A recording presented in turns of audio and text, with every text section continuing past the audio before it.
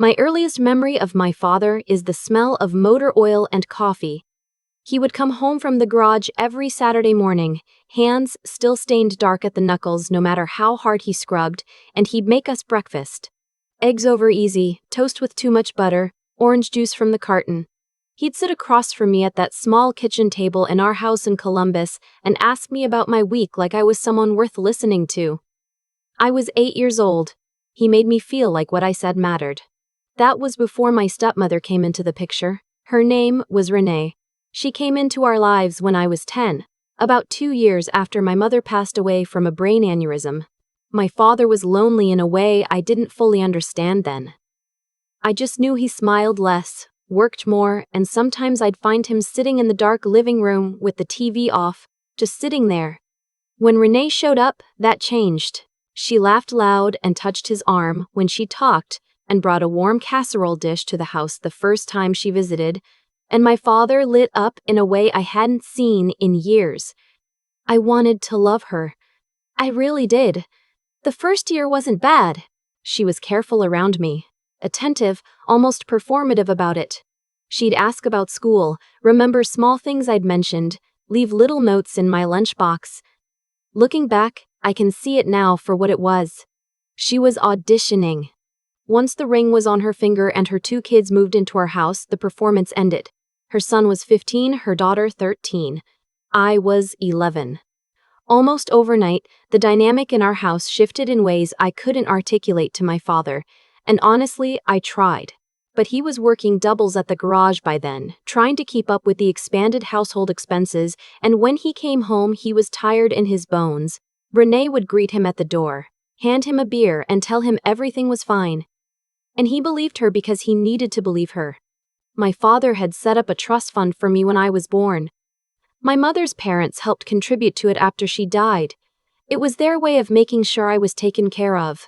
By the time I was in high school, it had grown to just over $180,000, designated specifically for my college education, and a start fund I could access at 22. My father told me about it when I was 14, sat me down at that same kitchen table, and said, "This is yours, Callie. No matter what happens, this is yours." He died of a heart attack 2 months after my 16th birthday. I remember the call coming during third period. I remember my teacher's face when she pulled me into the hallway. I remember the drive to the hospital and walking into a room where Renee was already there with her children, and how the 3 of them formed a kind of wall, even in grief, that I couldn't quite get through. I sat in a plastic chair by the window and watched the machines that had been keeping my father alive get turned off, and I felt like the floor had been pulled out from under me and I was still falling. After the funeral, things moved fast. Renee had been listed on the accounts. She had power of attorney from a document my father had signed during a hospital stay the year before, a routine thing, he'd told me. Nothing to worry about. She became the trustee of my education fund. At the time, I didn't understand what that meant. My grandmother tried to explain it to me, but I was 16 and drowning in grief, and I didn't have the capacity to understand that the person now controlling my future had no particular investment in it. The next 2 years, Renee was careful again. Not kind. Not the way she'd been when my father was alive, but careful. She kept up appearances. I got an allowance. She paid my school fees. She told me the trust was being managed responsibly, and when I asked to see the statements, she said I was too young to understand financial documents and that I should focus on my grades. I focused on my grades. I got into a good state university on partial merit scholarship. I was proud of that. I told Renee at dinner and she said, "Good for you," and went back to her phone. The summer before I left for college, she sat me down and explained that the trust had experienced some losses due to market conditions. She said my monthly disbursement for living expenses would be lower than planned. She said the business, she and her sister had started a small interior design company the year before, had taken some capital from the trust to cover a cash flow problem, but it would be paid back. She said this like it was nothing, like it was a minor administrative detail. I didn't know enough to know how wrong that was. My first year of college, I made things work. I was careful with money. I ate in the dining hall. I got a part-time job at the campus library. The disbursements came every month, smaller than expected but regular. I told myself it would be fine. Second year, the disbursements started coming late. Then one month they didn't come at all. I called Renee. She didn't pick up. I texted. She responded 2 days later saying there was a temporary cash flow issue and it would be resolved soon. I was behind on rent. I borrowed from a friend. It was resolved, partially 3 weeks later. By my junior year, I was working 2 jobs. Library during the week, a diner on weekends.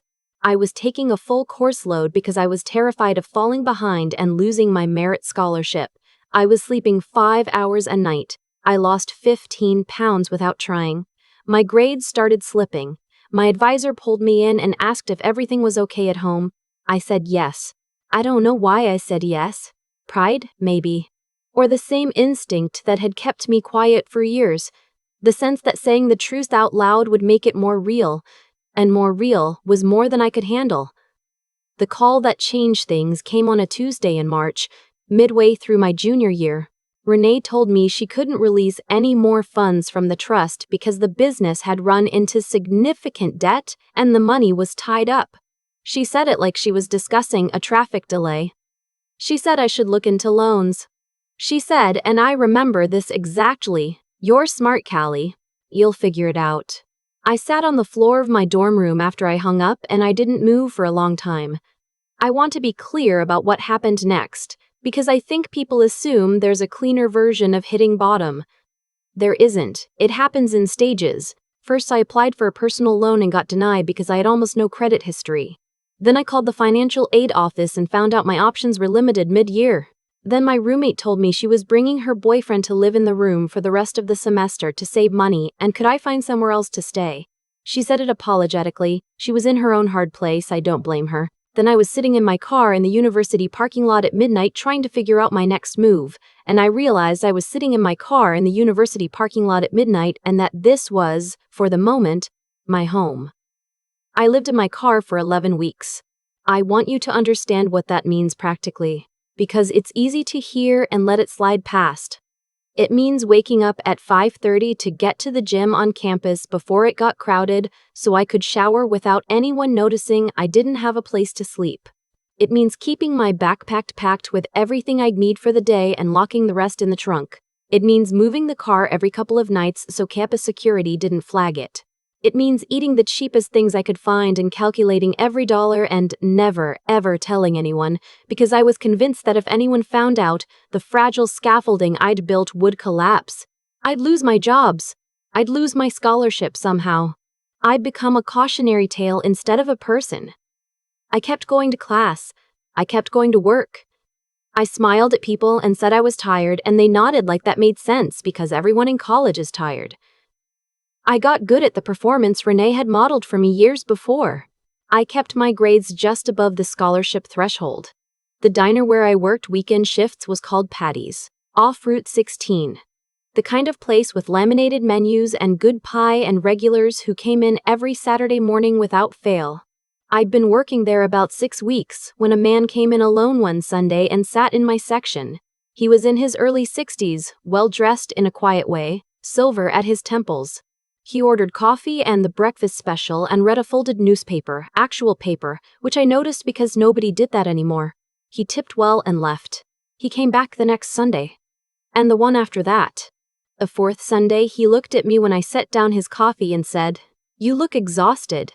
Are you all right?" People said things like that as social filler all the time. I almost gave him the standard answer. But something about the way he asked it, direct, without performance, made me pause. "I'm fine," I said.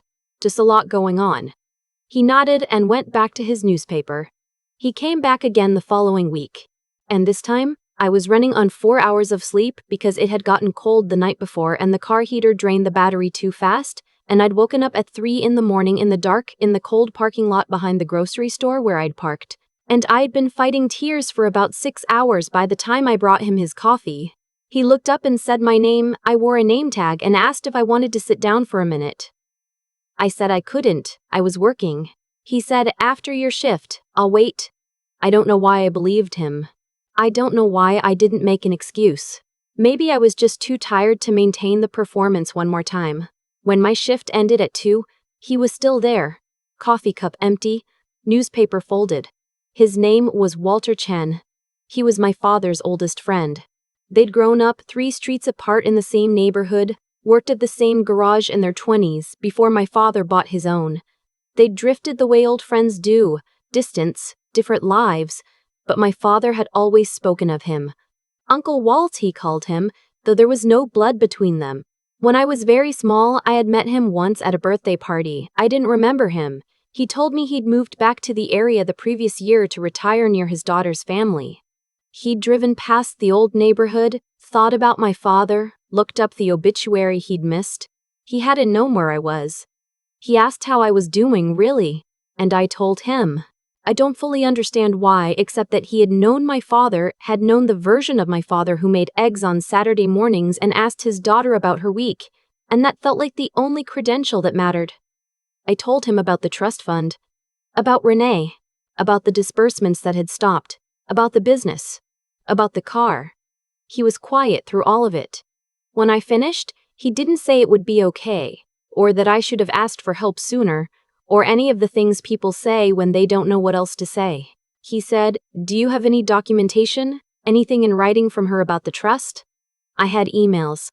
I had the original trust document my father had given me a copy of when I was 14, folded in an envelope I'd kept in my car. I had screenshots of every text message where Renee had mentioned the funds. He said, "Good, that's good." He was an estate attorney. Retired, but still licensed in the state. He knew exactly what questions to ask. I want to explain something about the weeks that followed because this is the part people want to rush past, toward the resolution, toward the satisfying ending. But the process mattered. Uncle Walt didn't wave a wand. What he did was methodical and painstaking, and at several points I had to sit in his office and read through documents that laid out in clinical, precise language exactly how much money had been taken from the fund designated for my future and redirected into a business that bore Renee's name. $163,000 over 4 years, my inheritance.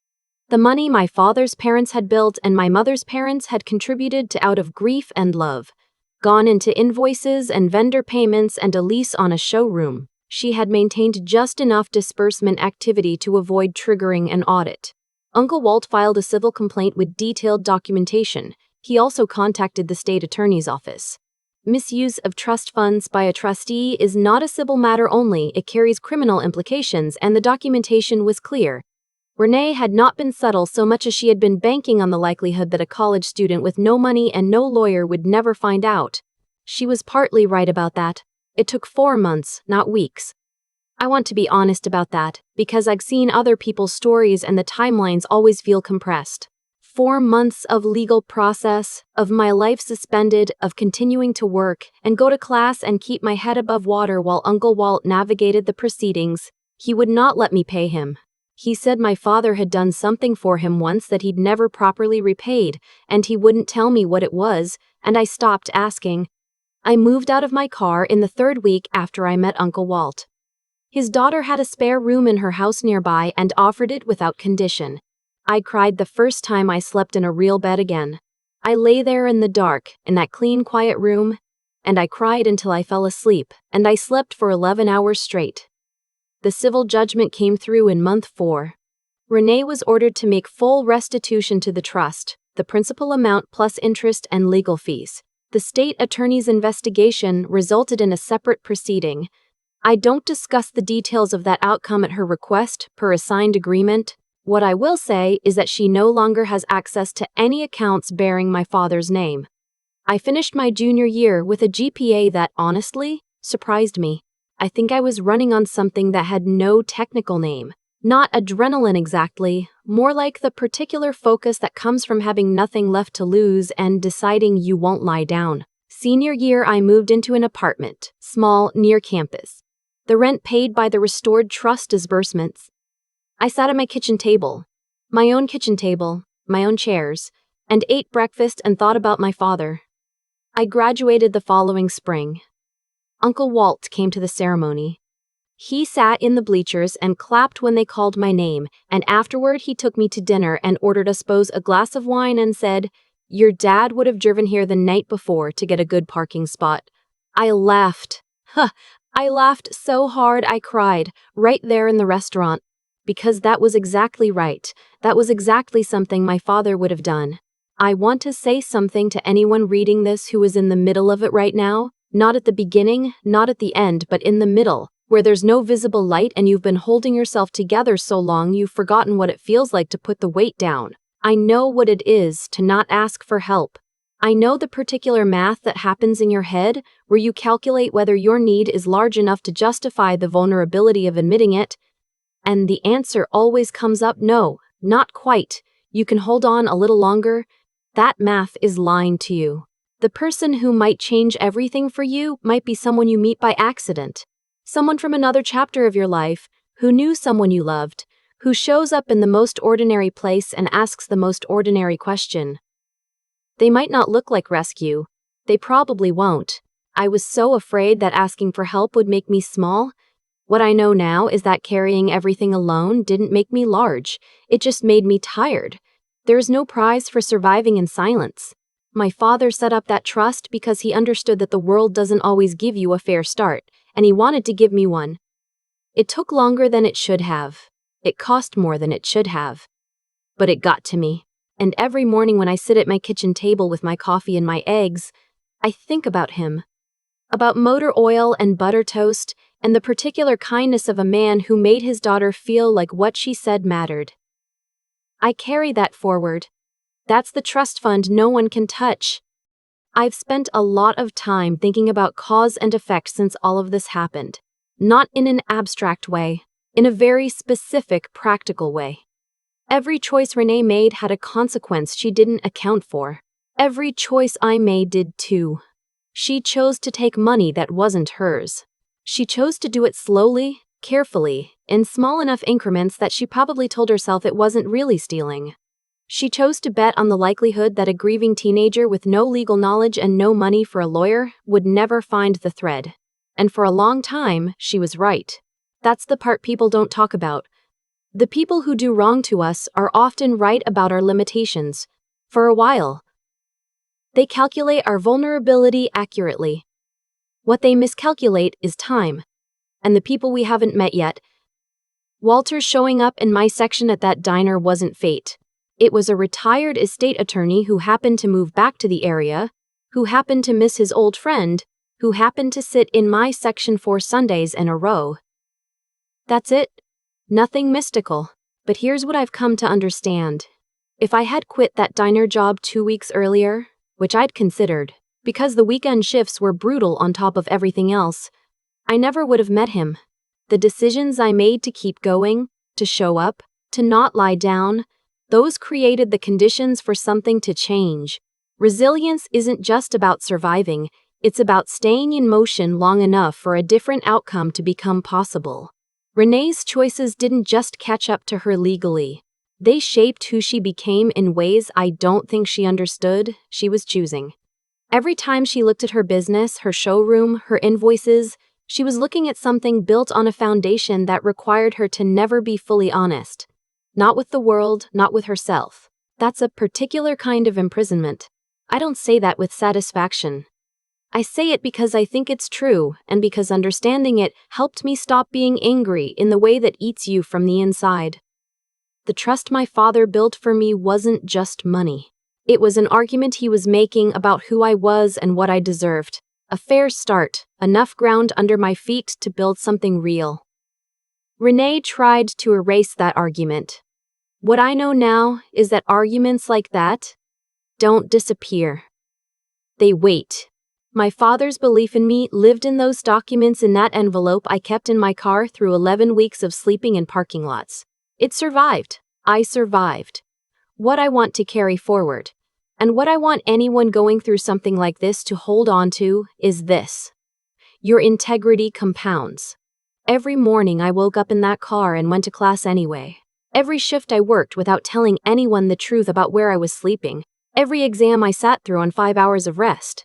Those weren't just acts of survival. They were deposits into something that no one could touch. Character doesn't announce itself.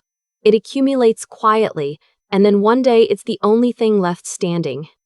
I am not the same person I was sitting on the floor of that dorm room. I am harder in some places and softer in others, and I think that's exactly right. My father would have driven the night before to get a good parking spot at my graduation. I think about that every single morning.